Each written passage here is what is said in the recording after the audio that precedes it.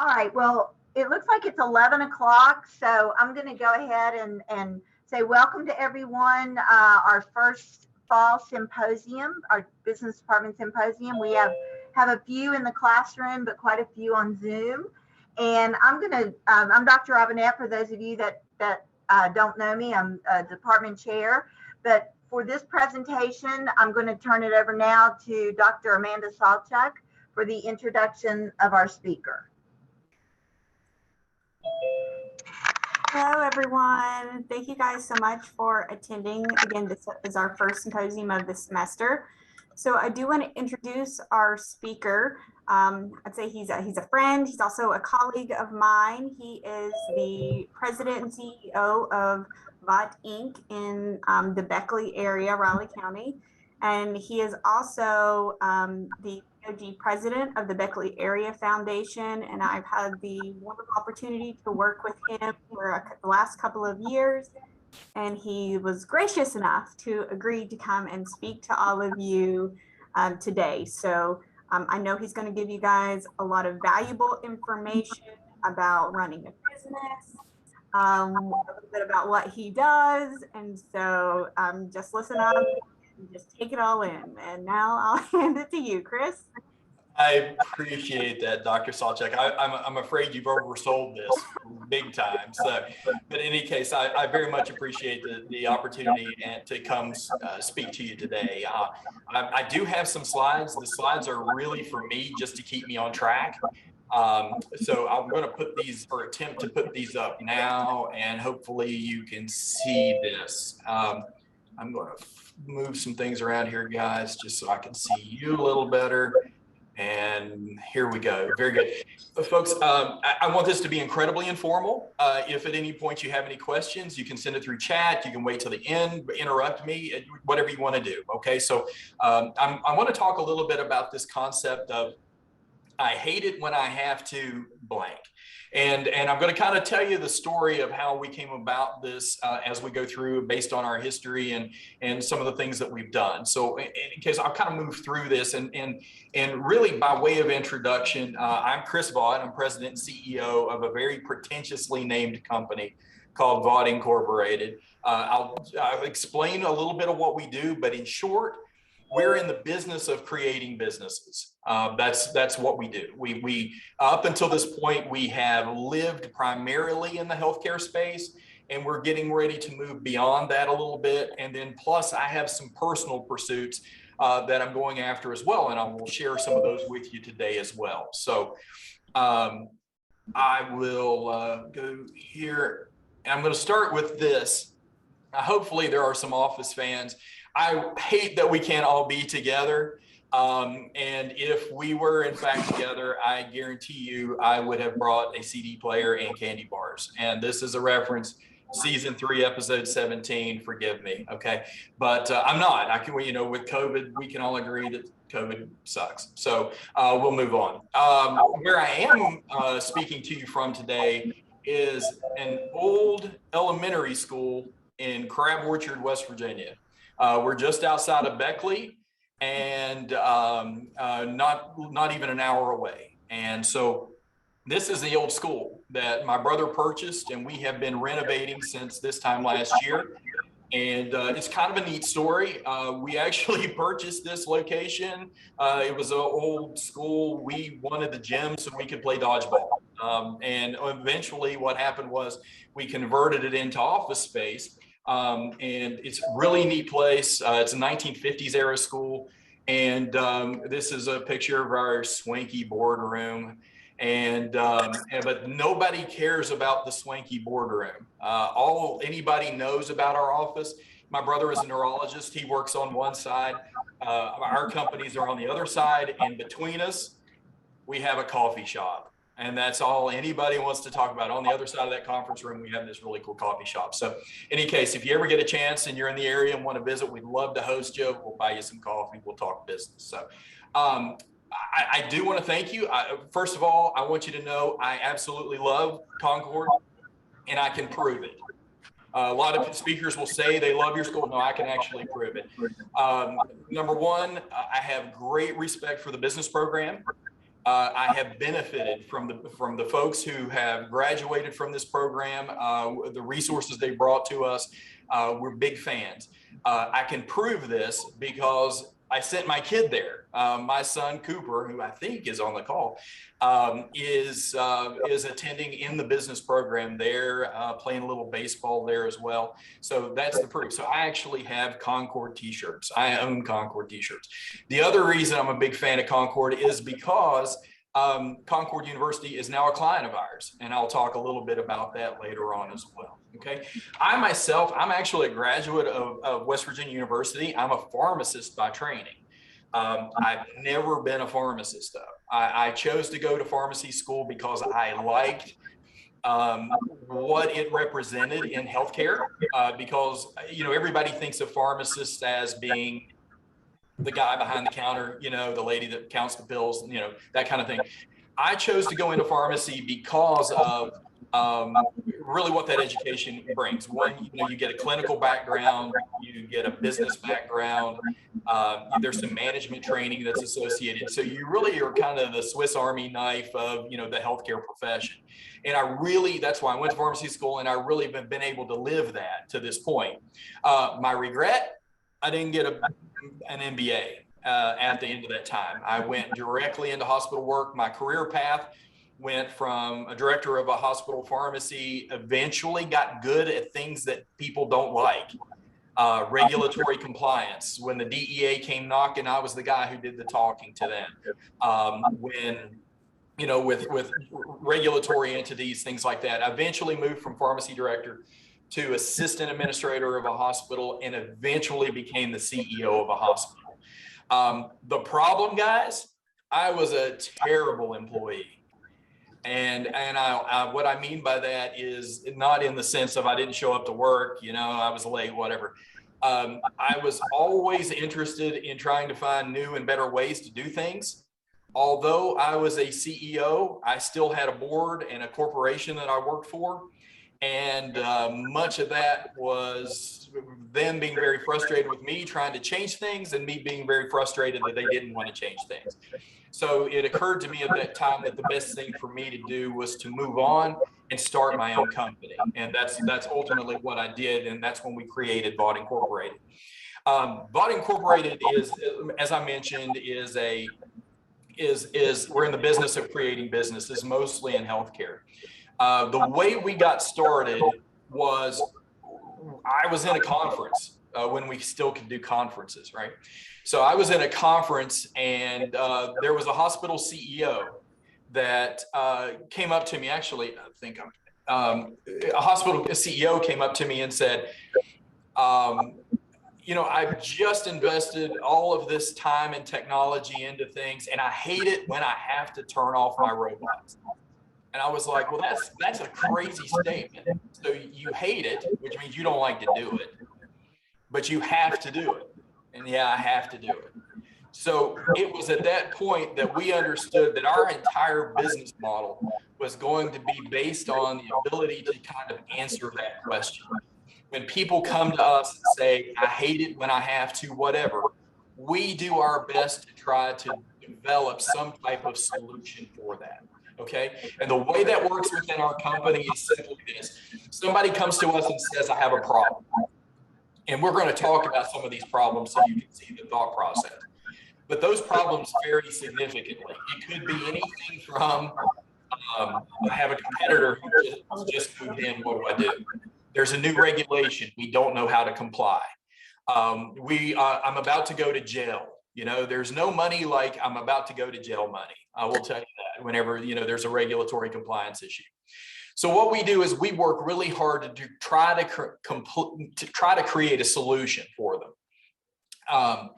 If we find out that solution is good and they like it, we also can assume that sometimes that same issue may exist for other organizations.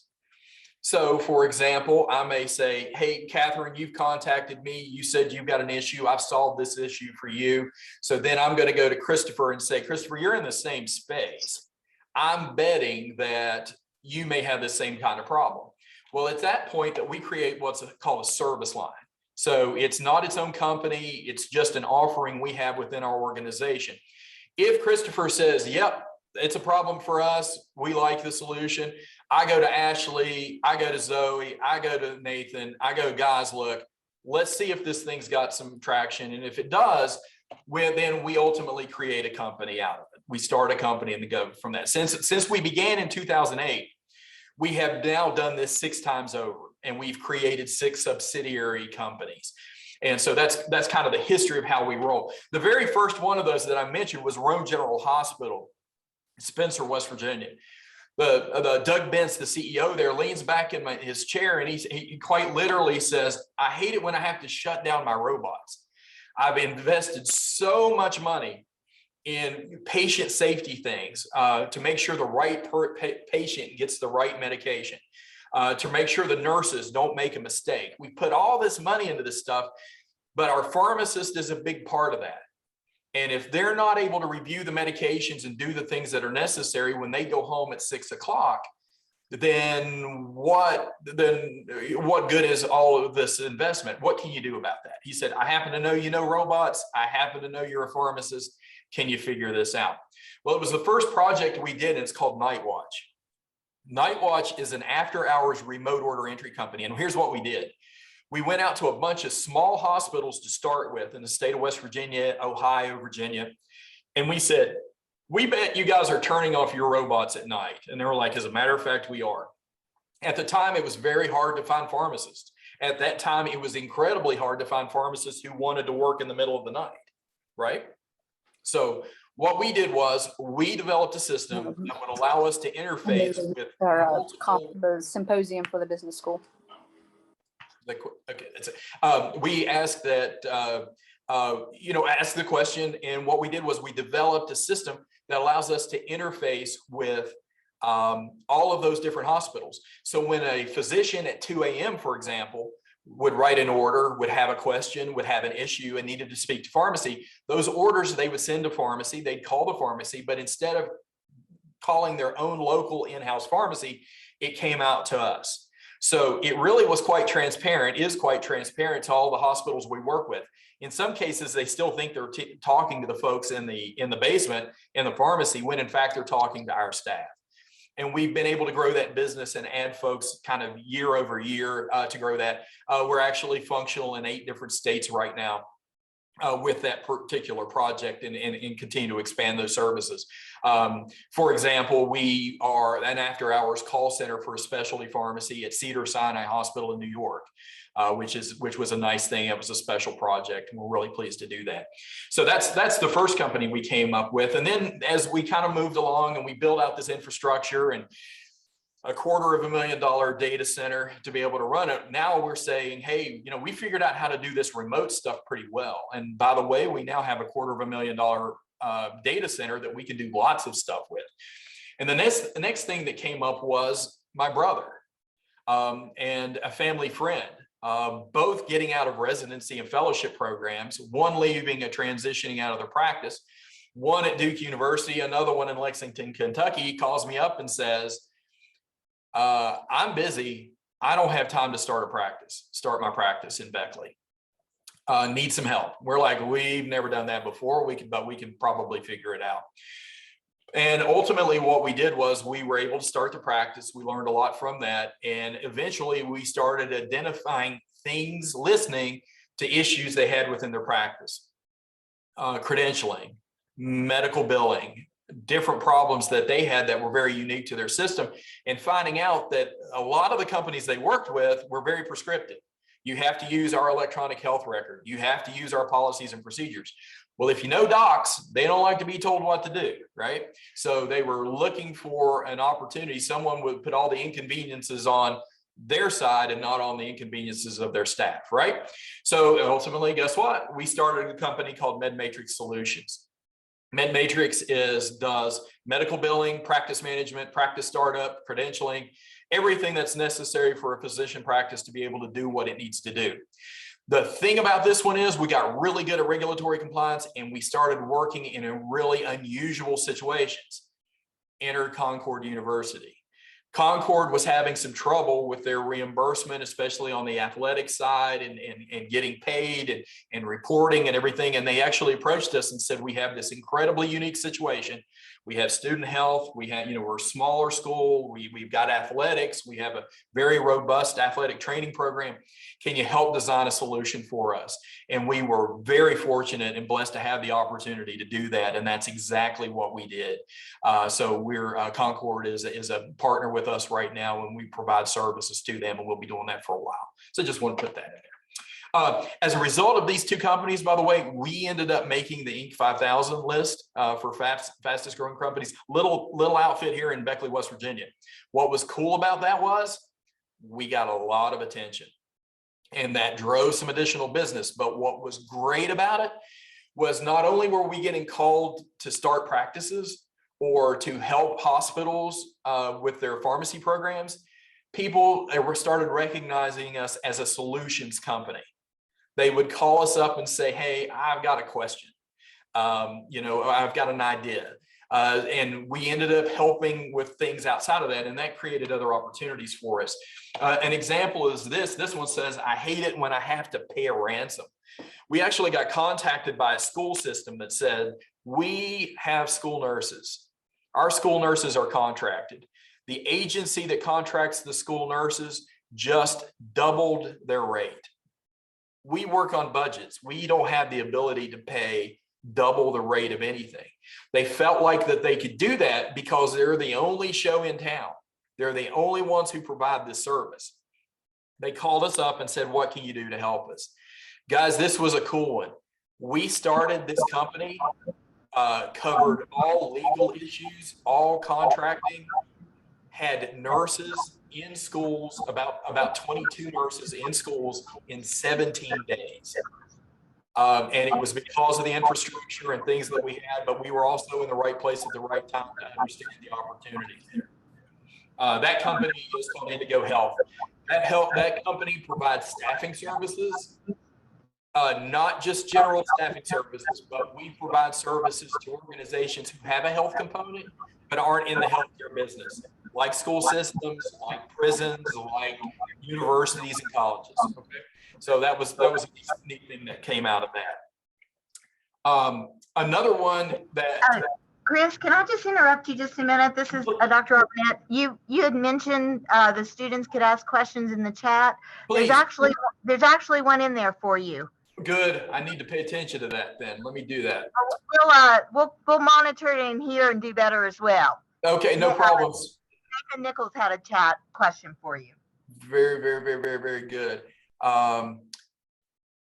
Let's see. So are these subsidiary companies owned by Vaught? And if so, are they developed with the hopes of becoming independent? That's a great question. Or to simply be a subsidiary of your business to provide more services to your clients? Great, great, great question, Nathan. Every one of these companies are standalone LLCs. They exist completely. Now, we provide supportive services from Vaught Incorporated. So like payroll, HR, technology, everything's there. But every one of these were created independently. They have separate sets of books. Why, Nathan? Because if we get ready to spin off these companies, they're packaged and ready to go. And that's why we did it. So the way that our structure is that Vaught Incorporated is an S Corp, and all of the subsidiaries are LLCs with the S Corp owning them. That do it? Thumbs up? Good? Okay, great. And I'll pay a little more attention to this too, guys. I apologize for that. Okay, good question. Very good question. Okay, so anything else while I'm stopped here? Anybody want to jump in with a question? Hearing none, I'll keep rolling. This one is kind of cool. I hate it when I have to, and this one literally says carry kitty litter.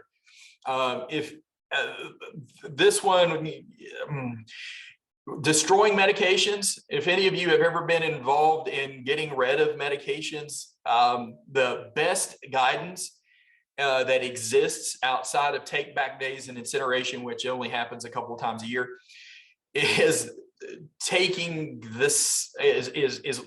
taking kitty litter putting your medications and water and shaking it up and waiting for it to solidify and then throwing it in the garbage.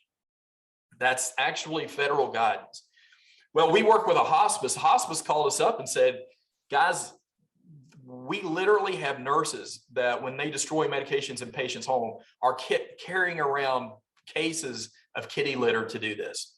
They're going into the homes, they're dumping the medications in a bowl, they're putting the water in it, they're trying to get it to dissolve and trying to mess with it, and then they're throwing the kitty litter in it, and then they're trying to throw it out, and then they're throwing the bowl away because they don't know what the medications were.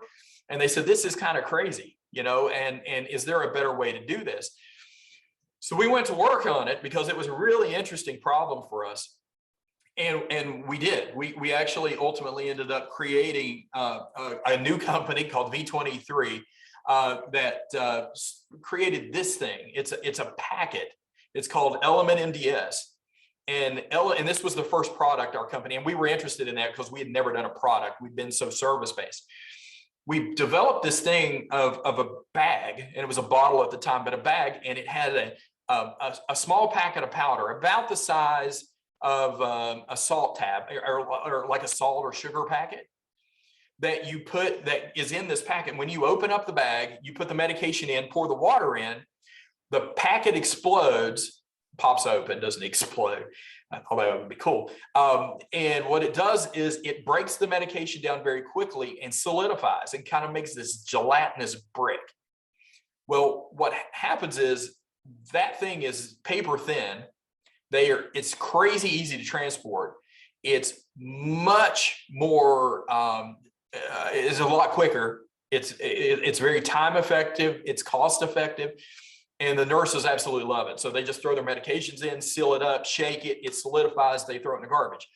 Best news is it destroys the medications completely. So they had cases in how bad is the drug problem? There are people in the world that would go to houses where they knew hospice patients had died, for example. They would go through the garbage, they would find the kitty litter and then try to pick the tablets out of the kitty litter. There is a documented case in Florida where the family knew hospice was coming and to flush the medications down the toilet.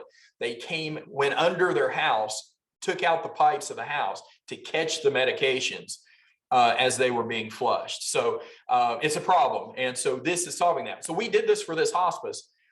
They loved it. We sent it out to some other hospices. They loved it. And now it's currently a national product. We started getting calls of, hey, I don't need 100 of these things. I need one for my medicine cabinet. So we've since put it on Amazon and it's caught fire there as well. So it's been a pretty good thing. So it's our first one. But listening to our folks too, we also learned another thing, and that is that no one had a really good way to document what they had destroyed. So we are in the process now, and we'll be launching later on this fall a product called ContainRx, which is software that tracks the medications that actually go into this product and for reporting purposes. I won't bore you with that one. But all of those, and by the way, we in the process of getting pretty good at software development, and I'll talk a little bit more about another one we're doing. We created another company called Pistachio that does nothing but software development. And so I just mentioned that as well. It's a weird name, I know, but it seemed to work. The last one I'll mention, and I kind of said this before, was I hate it when I have to go to jail. We're living in a kind of weird world right now in terms of regulatory compliance and everything that's required, and with hiring issues and everything that's going on. Sometimes we have folks that are in positions that are not completely trained for, right? And so whether that's the inability of the organization or just staffing issues or whatever, and it's created a lot of problems as far as being able to maintain compliance and do the right things all the time. We've recognized that. We have seen that within school systems, within healthcare organizations, and within the banking industry, for example, is a very good one. So in our first foray outside of the healthcare groups, where we've gone into and we've created this product called Flow. Flow was supposed to have launched last week, and due to some production issues, it got held up. So it's going to be going out in November. But Flow is a workflow system that takes very complex things and breaks them down into very simple steps.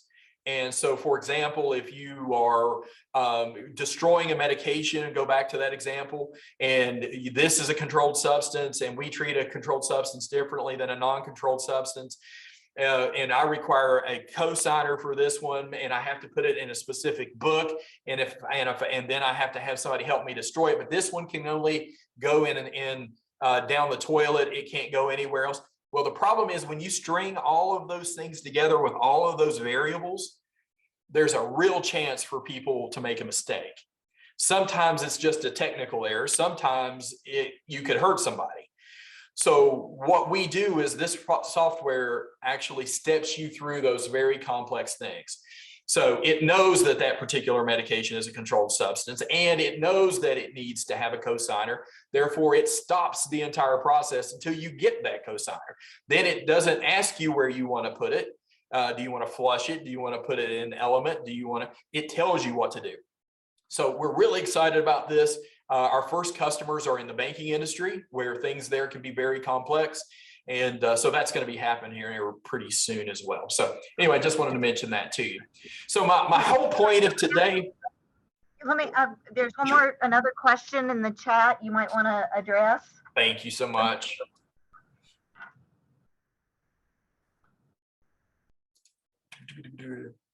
How are you able to get in touch with these CEOs and doctors to sell on these solutions? I feel like I'm carrying a lot of resistance trying to meet with medical professionals because they're booked up with appointments. Yeah, and it's worse than that, guys. Who is that? That was Christopher. It's worse than that. Most of these offices actually have employed gatekeepers. I mean, it's literally their job to keep you from getting to them. Your best way to do that is through relationships with folks inside of those offices that aren't necessarily the decision makers. I would love to tell you that there's an easy way to do it. It's not.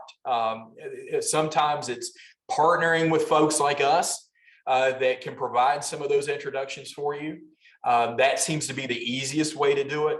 We're lucky because of some of our wins. We've been able to, people, kind of want to be, we could get in some of those doors. It's a lot easier today than it was years ago. Yeah, it's I wish I had an easy answer. It's all about relationship building. But if I can help you, if you're working on something specific, let me know. Okay. Let me see what else. The message here. There's a Susan likes the logos. Thank you very much. I have been accused of collecting logos. It's part of the process that I really enjoy. It's my it's the art part that I agree. So I thank you so much for that. I appreciate that. Some of them some hit, some miss, but I appreciate the comment there. Thanks. Great. So is anything else? Anyone else? If you see any you don't like, that would be helpful too. Yeah, let me know that too, because we're testing one now. And actually, I'll stop and I'll actually ask you about it here toward the end. But anyway, my point of all of this is this: we built this business on just listening. Okay, and it's getting in front of people. It's being in situations where people are stressed, where there's a lot going on, there are, whole lots of moving parts. So that's the point of what I want to say here. So CooperBot, thank you, Cooper. My kid never disappoints me. So in exchange for that, I will be, at the end of this, I will be showing baby pictures of Cooper. So anyway, you're funny. Anyway, listen for opportunity and we'll go from there. So last thing I want to talk about here a little bit is, and this is really some of my own personal pursuits, is that I hate it when I have to give up. And I've put myself into some situations here where I'm really excited about business. I'm really excited about entrepreneurship. And I'm really, excited about helping folks build businesses. And I want to talk a little bit about a few of those things, because a lot of times when I get involved with these things, it's when people are already in trouble, and which I'm always happy to help where I can. But it's always a lot more fun to be involved early on in ideation or concept stages of business. And so I want to talk some more about that. I'm involved with a group called the Hive, and some of you may be familiar with it. I think that the Hive actually provides some level of services even in the Mercer County area, in and around us. It's a business support organization, and I know that you have support services even located within the school, and there are some things. I just happen to be associated with this one. I wanted to introduce you to it for a couple of different reasons. They have programs that can help you from the very early stages of your ideas and concepts. I think that they can help you everything through, concept all the way up through funding. And it's a good place, because one of the things that I will say, because show of hands that I can see, how many of you are interested in entrepreneurship, starting businesses and doing, so yeah, there are some of you. So let me tell you guys something. Business, and specifically entrepreneurship, can be a very lonely space. And anytime that you can surround yourself or increase your ecosystem a bit, it's good to do that. And the Hive will allow you to do that. The other thing I like about the Hive, and some of the work that we do, they work with a co-starter program and some other things that's very good. But the Hive also will tell you when you've got a bad idea. Now, think about that. Bad ideas are great, but it's always good to have someone to help you understand where, you've heard fail fast, because we never want a business concept to run out to the point that it affects your family, right? So, the Hive is good. It puts a group of people together to help in that regard. So yeah, I don't want that to sound negative, but it's a good resource. With that in mind, and here's a logo I want feedback on. You guys blow up my chat here if you don't care. This is a new company that we're beta testing. It's literally launching tomorrow. It's called Lemongrass Kitchen, and it came out of my experience in working with the Hive and some of the folks that we work with now. But before you judge my logo, let me tell you what's behind it. We have identified that there are a lot of startup cupcake companies, cookie companies, charcuterie board companies. That's a big thing now. And a lot of folks are doing this, but the way health regulations work, you can't do it out of your own house and sell stuff, right? So they come down pretty hard on that. Well, the ability to have a commercial kitchen can be very, very expensive. So what we did was, you remember the story about the school? It had an old kitchen in it, a commercial grade kitchen that serviced the school. We went in and renovated it. And what the Lemongrass Kitchen is, it's a shared kitchen space that is available to new startups, to existing home-based businesses, to food trucks, because we want, everybody needs more food trucks, and to ghost kitchens. And you guys may be familiar with ghost kitchen concepts, to be able to do that. And we've done this very affordably, and in order to encourage folks to use this kitchen and do those things. So, so let me know what you think of the logo. It's supposed to be kind of homespun, kind of farmy, kind of not intimidating kind of thing. So anyway, give me your comments on that. I would appreciate it. So it's kind of a neat concept. We already have our first group coming in. We have a food truck that's scheduled for early in January. And then we will be working with the Hive also to identify any potential folks who may want to come in and give this a shot. So basically you purchase pretty inexpensively time to be able to use this kitchen. Make sense? Chris, you got a question about it? Yes, please. Let me see.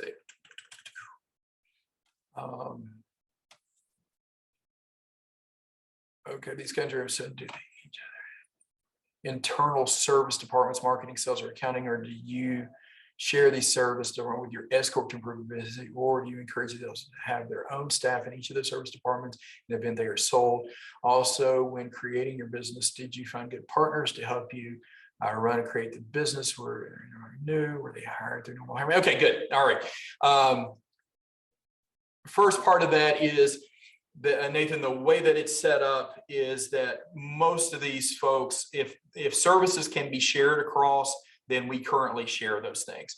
So marketing, for example, on the other side of my wall here is our creative director is there. She's working on Element today. We're doing some sample kits that we're sending out to hospices, but she's also doing the new web page for Lemongrass Kitchen. So, it goes across all of those companies. Now, what we do, and this may get into more detail than you're looking for, Nathan, but what we do is that all of our companies, LLCs, the subsidiary companies, pay a fee to Vaught Incorporated to cover that. So whenever it's time to do the business valuation or to have those conversations with potential buyers, we already have that outlined in the financials. We can say, this is coming back to the major corporation. This is what it covers. Make sense? The folks that are, I put together some guys I knew that I had relationships with that were experts in some of the things that we're talking about. For pistachio, for example, I've got a guy, my partner in that, worked on first person shooter games. That was his thing. He works in AI. He's an expert in engineering. My pharmacy guy was a pharmacy director who'd worked in robotics. The person I'm working with on Lemongrass Kitchen is a chef in San Diego who happens to be moving back to West Virginia. So it's those expert folks that then we fill in the talent around. Okay. I think I answered. If I didn't, come back to me. Laurie says, I like the logo personally. I think the text should be on the left side of the logo. The iFlows. Yep, you're right. Okay, good. I appreciate that. Do you have a process that you follow to create these business models, such as financing them, creating the model, et cetera? Yeah, it really depends on where we are and what the specific business is and how the ecosystem responds to it. So most of the time, and let me tell you why our business is a little bit unique and unfair to even talk about in this regard, is that everything we've ever done, we already had a customer before we ever launched the business. Okay, we had already identified the need. And as you guys go through this, one of the things that everybody will talk about in business is somebody is always going to say, talk to 1,000 customers before you do anything, right? We went to the point that we even had basically contracts in hand before we even opened the doors on the business. So that was, our business model.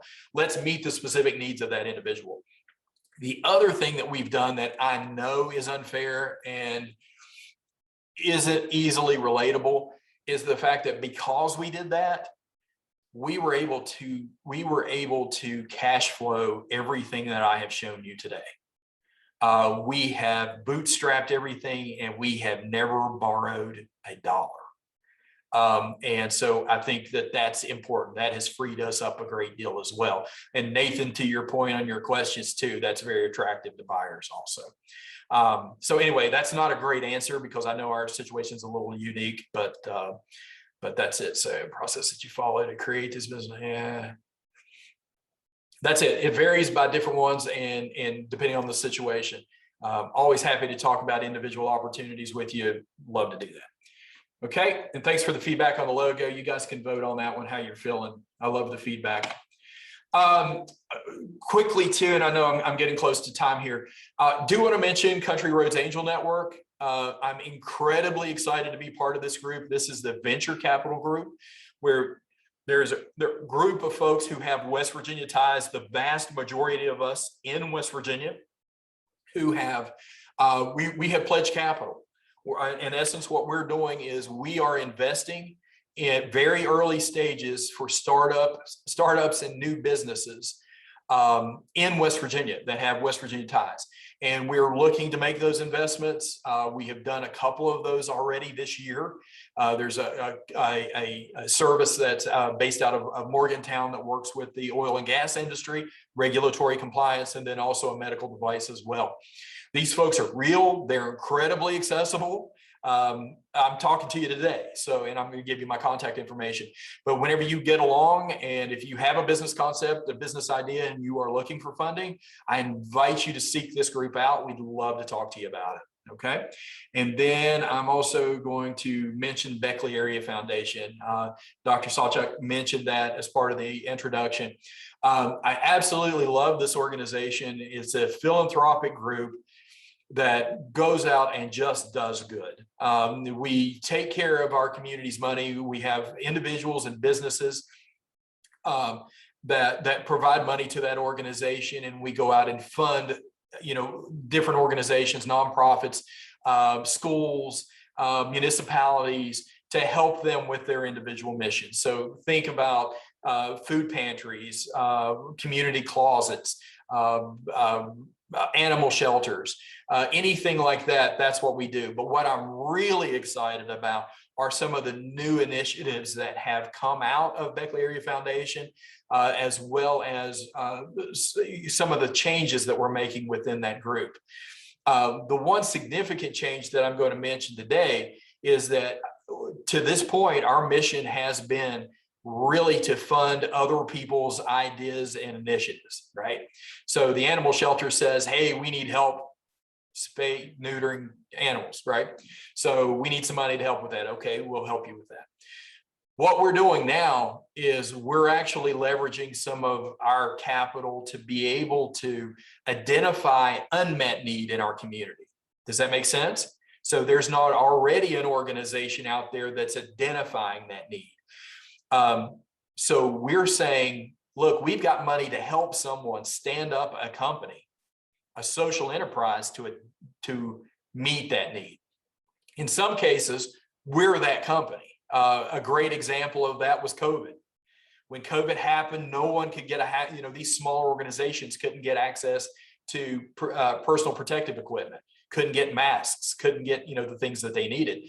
So instead of giving them the money to be able to go out and try to find those things, we actually set up our own internal store of those things, not as in to buy store, but storage area of those items. And so that was an example of that. So it's a great opportunity. Now, there are two pieces. One is we can say, here's a problem. Would someone come please solve it? Here's some money to help get you started. But we are also looking to even start those companies and say, hey, we're looking for some great business-minded entrepreneurial people to come in and run this thing and carry it on. And I think those are great opportunities for the folks that are on this call today, if you're interested. So especially if you're socially minded in that regard. So, but Beckley Area Foundation does incredibly good work. Their mission continues to expand. Dr. Salchuk has been involved in a program called the Susan Landis Youth Philanthropist Group that encourages philanthropy in high school kids to introduce them to that concept, which has been hugely successful, and very appreciative of that. So that's that, and I think that's all I have. I was talking quick to try to get in under the last 2 minutes. I think there's another question. Let me see here. Let's go back up to Laurie, I think. Do you have an open forum of sorts to submit ideas or business plans from general public or other entrepreneurs? Laurie, we have actually done kind of little Shark Tank things within our organization. People have come in and talk, pitched ideas, asked for help. So we do, and it's a very informal process. It's us on a Zoom. It's us around a conference table if and when we can do that again. So we do kind of have a process for that. The same thing with a business pitch type competition like Country Roads Angel Network. Same kind of thing. You can get in front of those folks and pitch your ideas for potential funding as well. So if I can be of service to you, let me know. I'll be more than happy to do that. Be more than happy to provide some of those introductions. Chris, this is Susan Robinette. I'm not on camera. I just have a quick question. Certainly. Do you or Country Roads Angel Network, do they do any collaboration with the Collegiate Business Plan competition that goes on in the state? Yes, absolutely they do. As a matter of fact, we send some folks that are, I think, serve as judges on that with that group that are represent us as well. We go from that. And as a matter of fact, one that we just made we provided significant funding for, came through that process, and that's how they were made known to us. But we collaborate with the entire entrepreneurial ecosystem in the state of West Virginia. So whether that's coming at us, any lab, we can work with you. Yes. So I'm just going to put a big plug in for the students online. You should be getting something within the end of this week, early next week, about the business plan competition. So Dr. Angela Dare runs that, and if anybody's interested, be sure and work with her, and I'm sure they could get some information from you as well. Yeah, absolutely. Guys, I would encourage you to do that as well. I mean, it's just great practice. Even if you're lousy at it, you're going to get great feedback and you're going to learn from that experience. So it's very valuable. One of the things that whenever we interview folks or talk to folks or we're looking at placement, that's one of the questions we ask is, have you ever participated in business plan competitions or pitch competitions? How'd you do? Tell us about that experience. So it's a good thing to know. Yeah. Another question, Catherine, what has been the most challenging thing you have faced as CEO? I've heard many people talk about how hard and sometimes discouraging it can be to start your own business, but was it terribly difficult for you? Catherine, I'll tell you, the biggest problem I think that I had whenever I started the company is, number one, as I mentioned, it's really lonely. There aren't a lot of entrepreneurs in the world and people who actually start businesses from scratch. So you don't have a lot of folks to lean on. Now, luckily, that's increasing, because of these types of things and because of introductions, that improves. I think it was crazy lonely. And I think I didn't expect that. And then I really didn't expect the number of people who would cheer against you.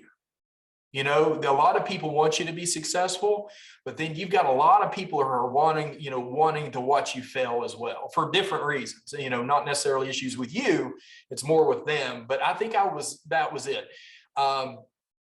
It's not always easy. There's no question about it. The best thing is to find mentors who have failed, who have gone through these experiences. And don't rely on one. Put together a board of advisors, a voluntary board of advisors for you that can kind of identify some landmines, before you cross them. But I think that's it. I liked it. Probably the biggest struggle that I had was I had a really good job. I was a CEO of a hospital and decided to quit and try this thing. And so most of what it was, trying to work through the imposter syndrome thing and making sure that I knew what I was doing and, as some of my own internal things. But the thing is, surround yourself with great people, whether or not you pay them or not, just make sure you're surrounding yourself with some great people. What percentage of equity does this venture capitalist firm usually request from new startups? And will the investors' focus be more on passive investments or getting really involved in the operation of the business? That's a wonderful question. The equity depends on the ask, and it's never intended to be a hostile takeover, Nathan. It's not going to happen. And the reason people want us to invest is because of the people who are investing. And so you get access to the expertise, which is broad. The first billionaire I've ever known personally is in this group, and his access to the pharmaceutical industry is ridiculous. Who he can get on the phone, and so it's those. Yeah, that's it. So we do all kinds of deals. Some of these are loans. Some of them are straight equity. It just really depends. And plus, you get to determine that. You determine that. Really involved in operations. Yeah. Okay. Thank you. Thank you. Thank you. Thank you. Very good, guys. I put my contact information on the screen there. I encourage you to use it. If I'm not able to help you, I hope that I'll be able to put you in touch with someone who can. If we're still speaking to each other after this thing is over with, I haven't done anything to hurt myself. I'm always happy to come back and go into any more detail or in depth of anything that we've talked about today. So I'll stop there, Dr. Sawchuk, unless I need to clean up anything, I'll do it.